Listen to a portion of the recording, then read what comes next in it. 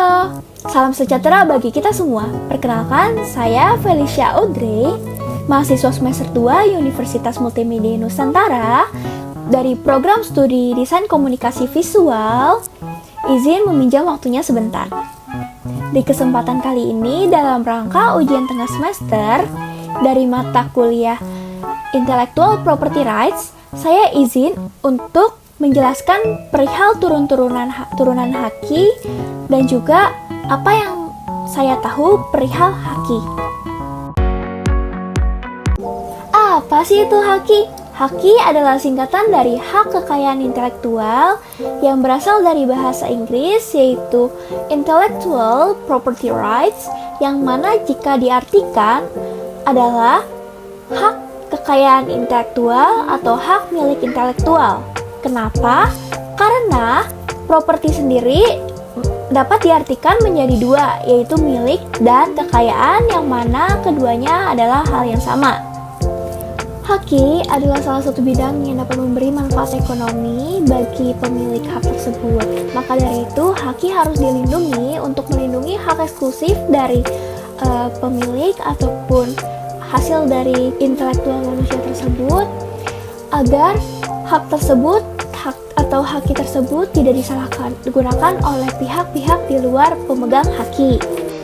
Haki sendiri lahir dari karya-karya hasil pemikiran manusia atau intelektual manusia dalam bidang ilmu pengetahuan, seni, sastra, teknologi, dan lahir dari daya cipta. Haki sendiri bersifat kebendaan, yang mana haki kebendaan dapat dibagi lagi menjadi dua, yaitu kebendaan imaterial dan juga kebendaan material. Hak kebendaan imaterial adalah hak kebendaan yang mana hak tersebut tidak dapat dipegang, diraba, dan dilihat, yang mana dia adalah imaterial. Misalkan milik intelektual, piutang, hak guna usaha, hipotek, dan hal sejenisnya. Sedangkan hak kebendaan material adalah hak kebendaan yang mana benda tersebut dapat diraba, memiliki wujud, dan juga dapat dilihat. Misalkan kendaraan, rumah, tanah, dan hal sejenisnya. Hak cipta adalah suatu hak eksklusif yang diberikan oleh pemerintah kepada pencipta terhadap suatu ciptaan, yang mana hak cipta ini sendiri didapatkan secara langsung pada saat ciptaan tersebut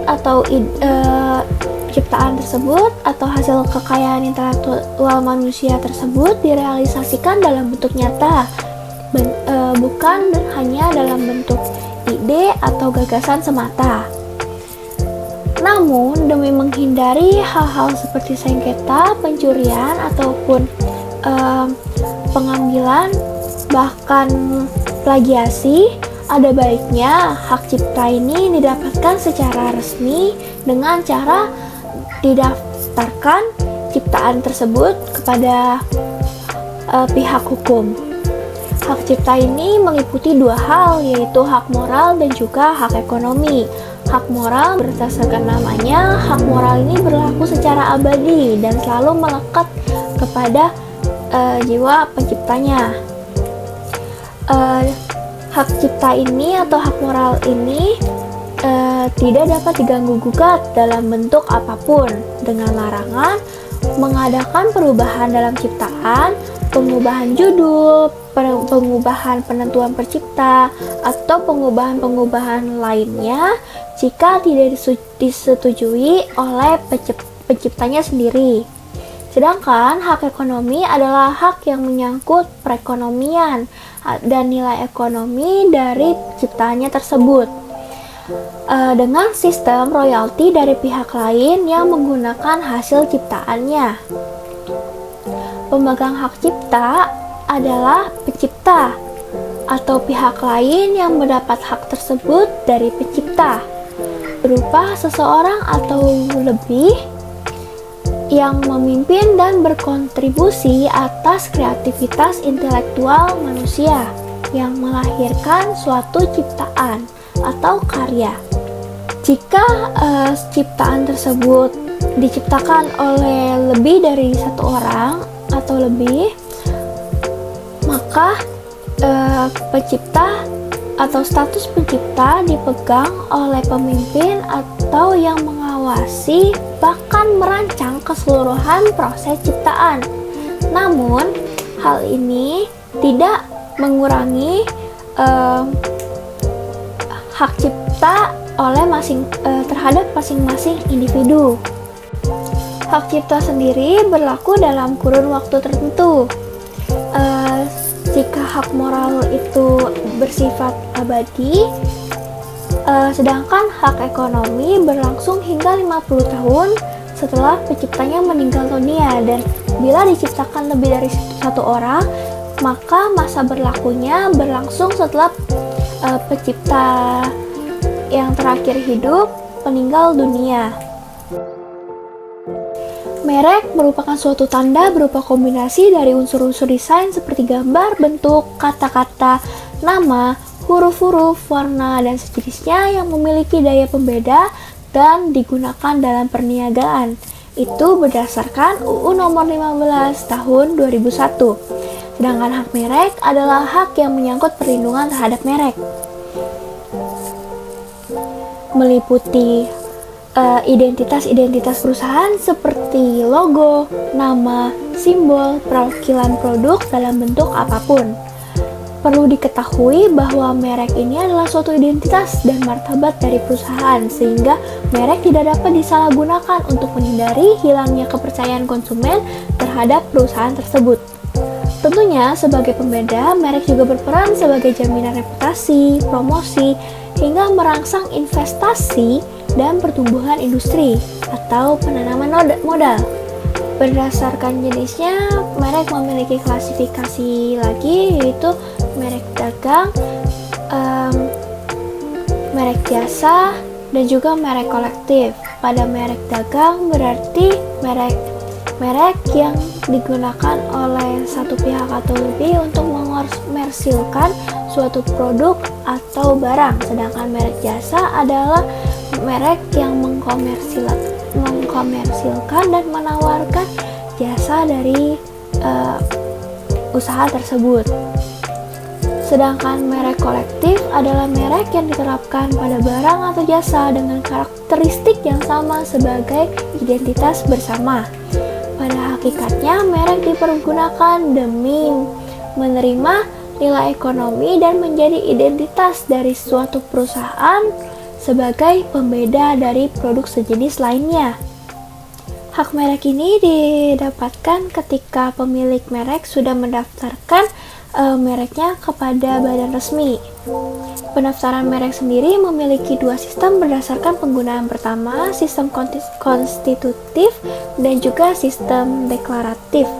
Pada sistem konstitutif, pendaftaran menggunakan first to file principle atau pendaftar paling pertama. Sedangkan deklaratif adalah menyangkut merek yang sudah ada dan pemakai pertama tidak mendaftarkan mereknya tersebut ke badan resmi, atau yang disebut dengan sistem first to use principle. Pada kondisi seperti indikasi geografis, tanda atau merek yang digunakan dari suatu produk berasal dari wilayah geografis tertentu dan sudah memiliki reputasi.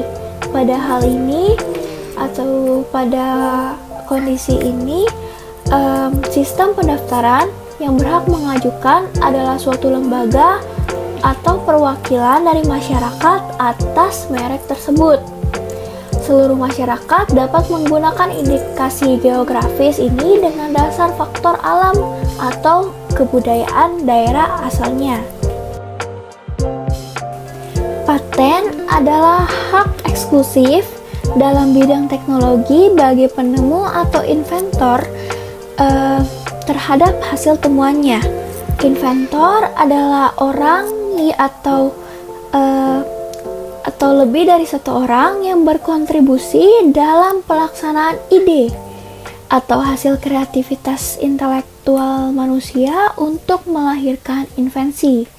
Invensi sendiri adalah ide yang direalisasikan dalam bentuk nyata dalam suatu kegiatan pemecahan problematika yang spesifiknya dalam bidang teknologi berupa produk atau hanya prosesnya, penyempurnaan dan pengembangan produk. Seperti hak lainnya, hak paten juga melarang pihak lain untuk menggunakan paten tersebut atau temuan tersebut tanpa izin dari penemunya atau inventornya, termasuk dalam pengumuman, pengomersialkan, penjualan, impor, penyewa, dan hak-hak lainnya yang hanya dapat dinikmati dan dimanfaatkan oleh inventor sendiri. Produk atau invensi yang dimaksud harus memenuhi 3 syarat, menyangkut penemuan merupakan hal yang baru dan belum pernah diciptakan atau ditemukan sebelumnya, dan harus berbeda dari teknologi yang pernah diungkap sebelumnya.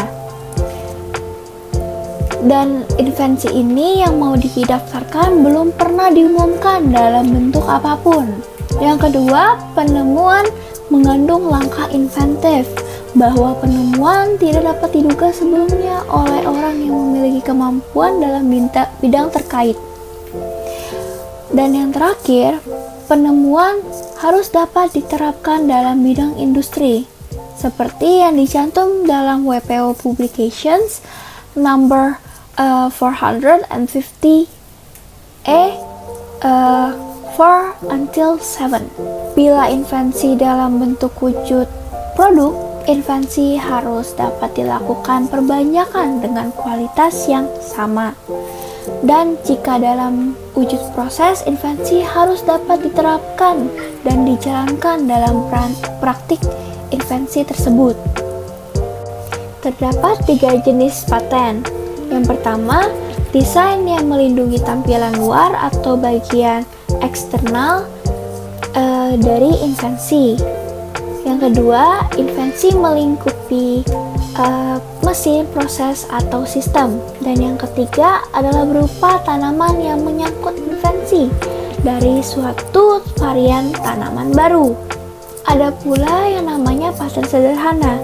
Pada paten sederhana adalah paten yang berupa produk yang digunakan secara praktis, yang disebabkan oleh unsur-unsur seperti konfigurasi, konstruksi, dan hal-hal lainnya.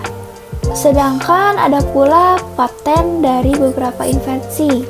Paten ini adalah paten yang bersifat satu atau beberapa invensi yang memiliki koneksi antara satu sama lain dan merupakan satu kesatuan invensi. Desain industri sesuai dengan namanya adalah tampilan desain atau tampilan eksternal dari suatu produk untuk menciptakan kesan yang estetis. Desain industri mencakup kreasi dengan unsur-unsur bentuk, konfigurasi atau komposisi, garis, dan atau warna. Sedangkan wujud dari desain industri ini dapat berupa 2 dimensi ataupun 3 dimensi. Desain industri ini dapat menghasilkan produk, barang, komoditas industri, hingga kerajinan tangan. Hak industri didapatkan dengan cara mendaftarkan desain industri tersebut kepada badan resmi.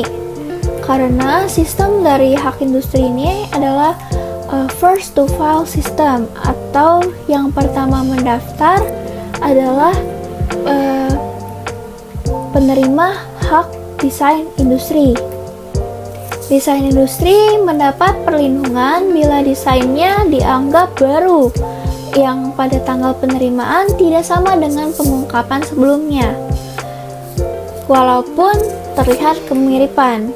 Ini terjadi bila desain industri ingin mendaftarkannya kembali, karena sebenarnya desain industri tidak dapat didaftarkan kembali kecuali ada perubahan atau perbaruan, walaupun tidak terlihat secara signifikan. Sesungguhnya ketentuan atas perbaruan desain ini adalah hal yang sungguh problematis. Selain itu, desain industri harus memiliki nilai estetika secara penampilan dan dapat dilakukan perbanyakan dan dikomersilkan. Dalam industri kreatif, intellectual property rights memiliki peran yang penting dalam kemajuan industri kreatif.